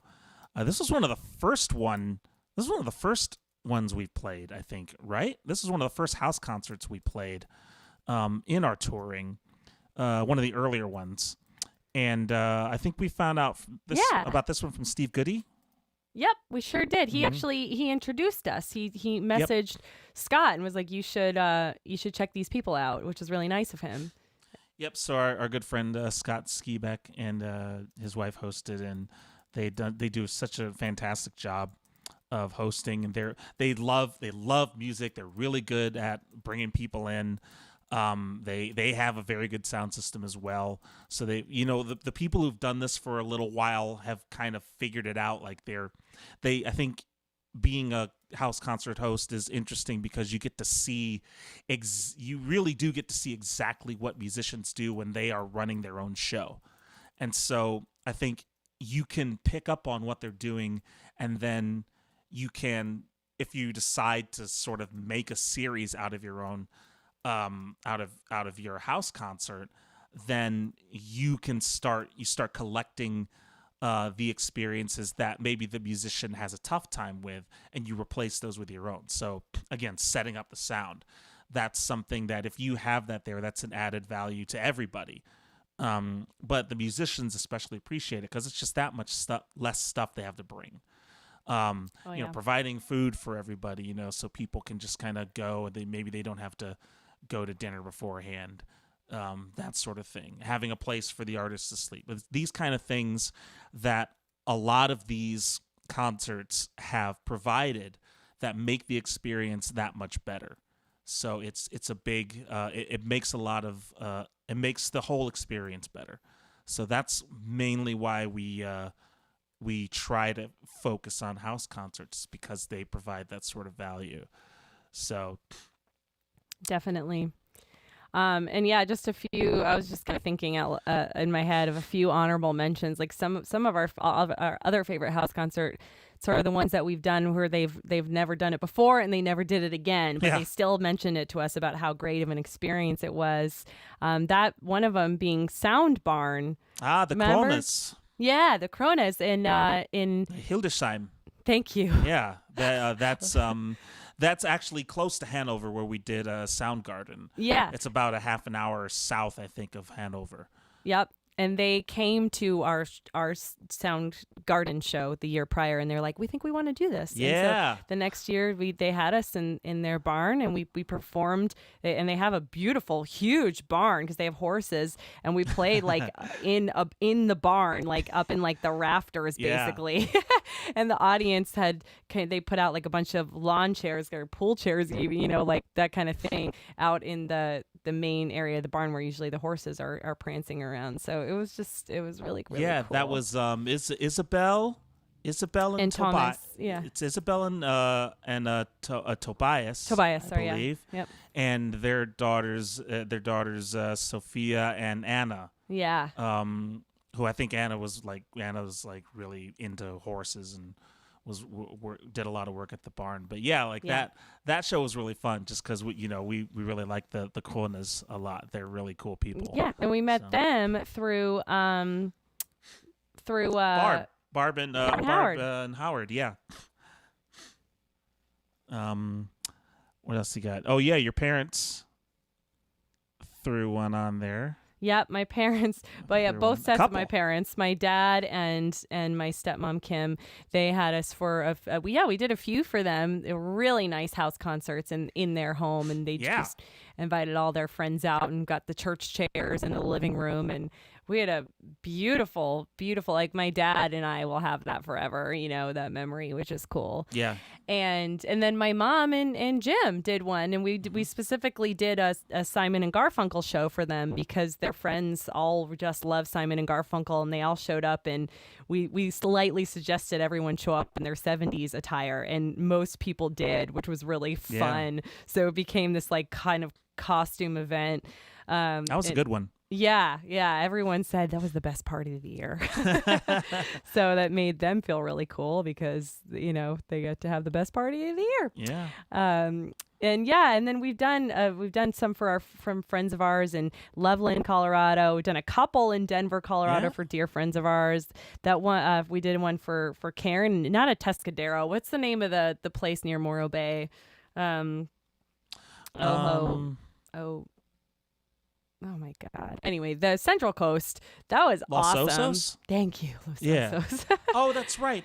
Yeah, that was like probably one of our final shows in March, actually, before everything shut down. Back when I remember we all showed up and we're like, should we be here? We didn't really know because everything was kind of like hitting the fan at that moment in time. Yeah.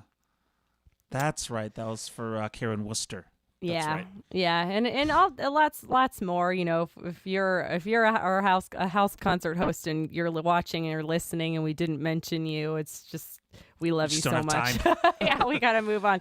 There's so many that we did, and so many fantastic house concerts out in the world. So if you're a musician, we highly recommend that you try and break into this circle because it's a fantastic circle to be in.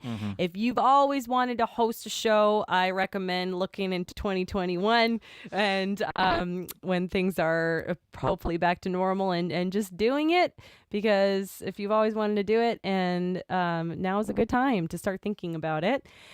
And if you love live music and you are a fan, you should go seek some out. They'll welcome you with open arms, and you will absolutely love the experience. So go to a house concert, support your touring musicians that you don't hear on the radio, because those are the best ones in my opinion. Absolutely. I'm a little biased. Morro Bay. I got my Morro Bay mug. Let's see. Alice asked, what is the minimum attendance you would need based on $10 a person to make it worth coming to the location? Assuming a U.S. location. Right. Well, or if it's on your tour route, that changes drastically. Yeah. We like to flagship our tours with, or anchor our tours, I should say, with like one house concert per city we attend. And if it's not, and if you don't have too many people that are going to show up, or if you think your friends don't really have very much money or don't want to spend very much money, don't be scared to not host, because we'll still do them. Especially, I mean, God, it's so much better. We have to fill in our week if we're on tour, right? Yeah. We would much rather go play for your 5 friends at $10 each. I mean, that's probably too low, but we would rather do that than book a bar. There, I mean, not for sure. The bars they're hard on our voices. They're long shows. They're exhausting, it's much nicer to play for an hour. So you just never know if there's an artist that you love and you're kind of think you're on the lower end of what you can pay or what your friends or fans will pay or the amount of people that will show up. Reach out. We've done them, we're like, especially in the music communities, because, the musicians don't have very much money. So we'll offer a lower amount for them to come to. And we've had beautiful times or we've been able to pair it with another show that maybe pays more. It's not like, I mean, we have to be able to afford to get there, but it's not necessarily always about the money, Right. That's me being very vague. But it does depend on certain factors. So it's like, if it's on the route or if it's on an off night or whatever, it's if we can get away with maybe a lower attendance. If it's very much out of the way, then we would probably expect more people to be there, or at least that's the hope. I'm not sure about setting expectations. Setting hard expectations is honestly not something that we do a lot with house concert hosts, because they're house concert hosts. They're not, they're not promoters at a venue. We're not going to hardball these people, Yeah. But at the same time, it does have to be worth our while if we're going way out of our way. So, 15, 20 people show up, that's fine. We've had some hosts kind of set a minimum regardless of how many people show up. So if that's something that you can do as a host, that's fine too. Like say, well, okay, you'll get this much, even if we don't meet a minimum amount of people, and then anything over that is yours to keep. So that's been we've seen that a few times. Yeah. So. Yeah, it just is going to depend on the situation. I mean, a lot of artists I think are going to give you a more hard number, but we can't really do that. I mean, it depends on, and especially if it's local, that's an easy one. Like Right. We've often been like, you know what, whoever shows up. We'll put the hat out. It's no skin off our back if 4 people are here, or if 100 people are here, because we're in the area or it's local anyway. So let's just do it and see what happens. And sometimes that really works out in our favor. We're like, wow, we just made a ton of money. That's great. And then sometimes it doesn't, and we're like, okay, well, it was fun, and it kind of balances out in the end anyway. So yeah, I know we're being so vague about this answer, but it is just It's dependent. Yeah. It's dependent on the situation. So. Yeah. I mean, typically.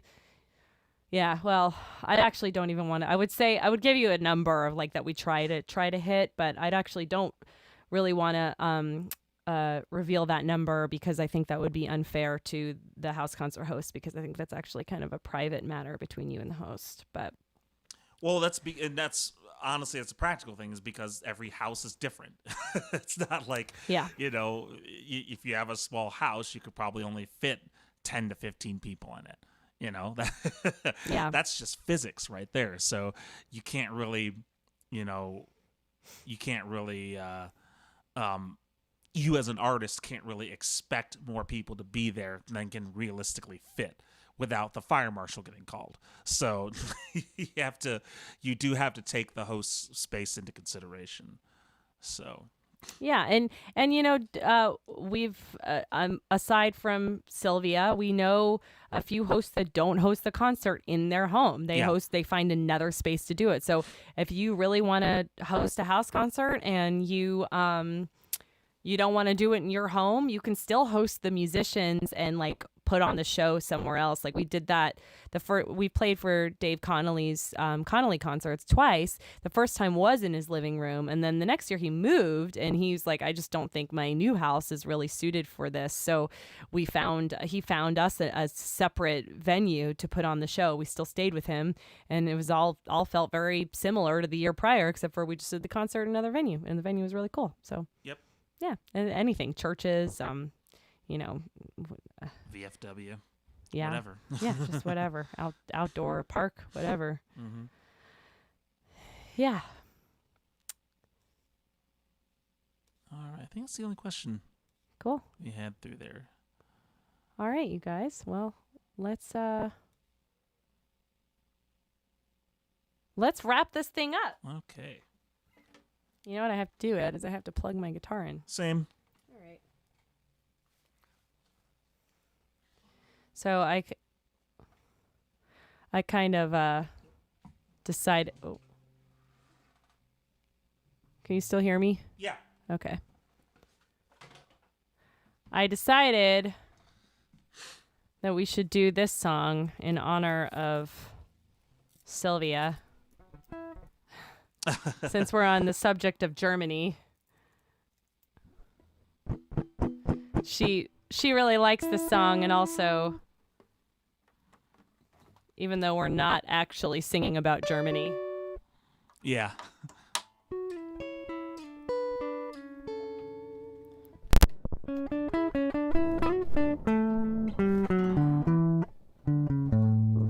So I don't know why, but all of a sudden I can't hear myself, which is fine. Really?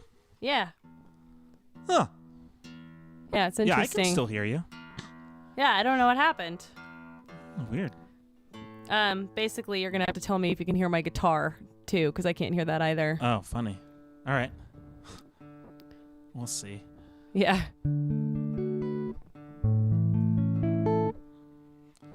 Tuning. We tune because we care.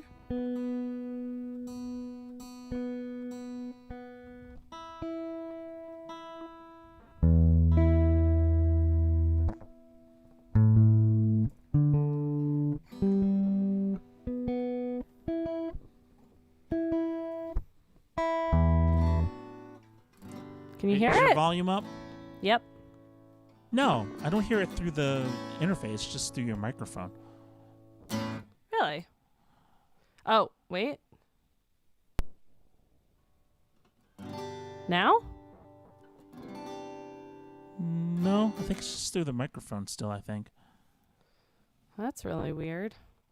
Hmm. I just changed the battery, too. Oh, interesting. Try this again. Still no? It's not direct, no. It doesn't Okay. sound direct to me. All right, well, I'm going to turn my volume up on my vocal, and I'm going to lower the microphone, and I play very loudly anyway on this song, so Yeah, it'll work. should be all right.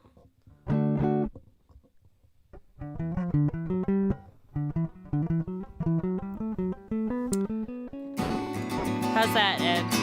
It's good. Yeah, it's Okay. good balance there. Cool. Cool. This is so awkward because I can't hear myself, but I need to hear you. So Oh, right. I have to take the headphones off so I can hear myself play guitar and sing, but I need the other one on so I can hear you. We make it work, right? Yeah.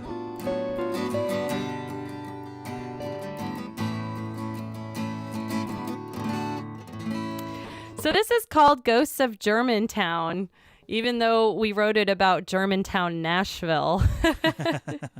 Since we've been talking so much about Germany, we figured that we'll leave you guys with this one. All right. Okay. Hang on one second.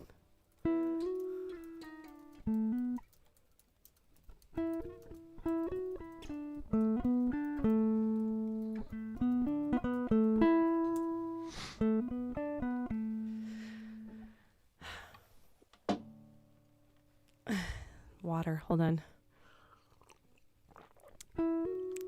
Hopefully I won't sound like I've been sitting around a campfire all night.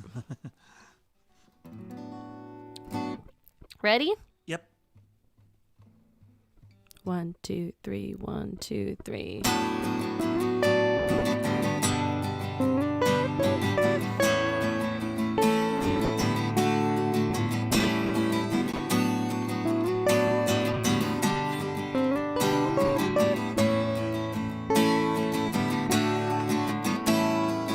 I want to sit at a bar and figure you out in climactic conversation. I want to make up a song and write it about our endless worn conclusions.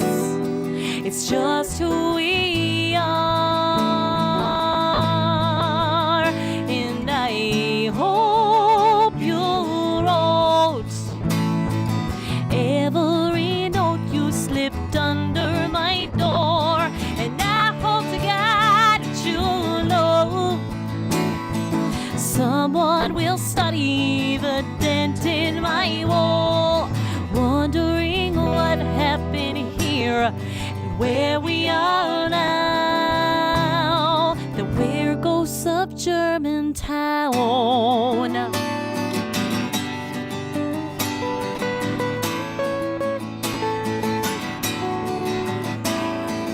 I wanna ride in your car and drive to the edge to figure out all of our problems nigh.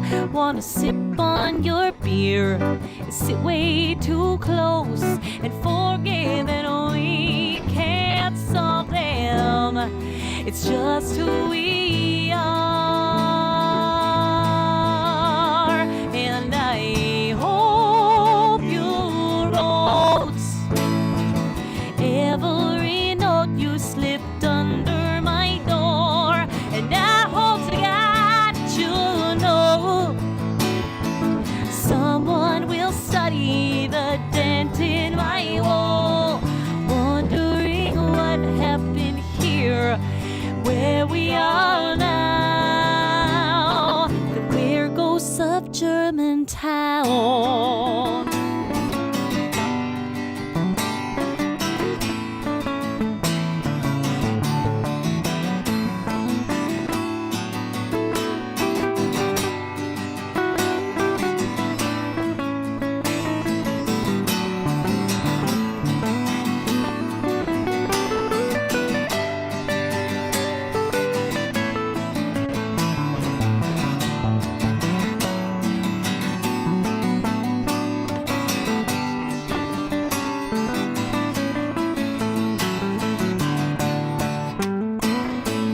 I wanna be in your house and listen all night to all of your haunted stories. You put me on the couch, 'cause I shouldn't drive. It's just how it goes, it's just who we are. And I hope you wrote every note you slipped under my door, and I hope to God you know someone will study the dent in my wall, wondering what the hell happened here, where we are now,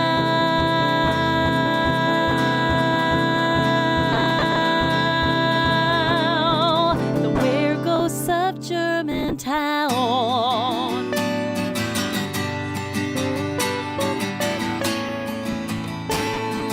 We're ghosts of Germantown.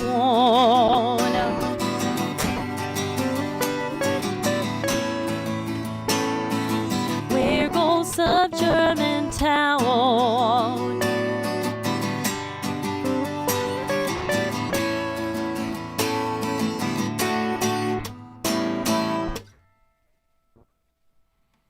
Cool. Right on. We got to turn your volume back down on your mic. Thank you. Hopefully I didn't blow you out there. All right, you guys. Thanks once again for hanging out with us on this Sunday afternoon or Sunday night, depending on where you are in the world. Big thanks again to Silvia Legat from Tide Cologne in Cologne, Germany. It was really, really great catching up with you. Oh, yeah. So please do check out her shop. You can find it on Facebook if you just search Tide Cologne. We'll put the links in the show notes and all that stuff. Don't forget to subscribe and review us on your favorite podcast app once the audio version comes out on Tuesday. And as always, you can catch this broadcast of the recording on Facebook, YouTube, or BandLab on Sunday afternoons. Yep. Thanks for stopping by. Thanks for stopping by. Stay safe out there. And we'll see you next time. Yeah. See you next week.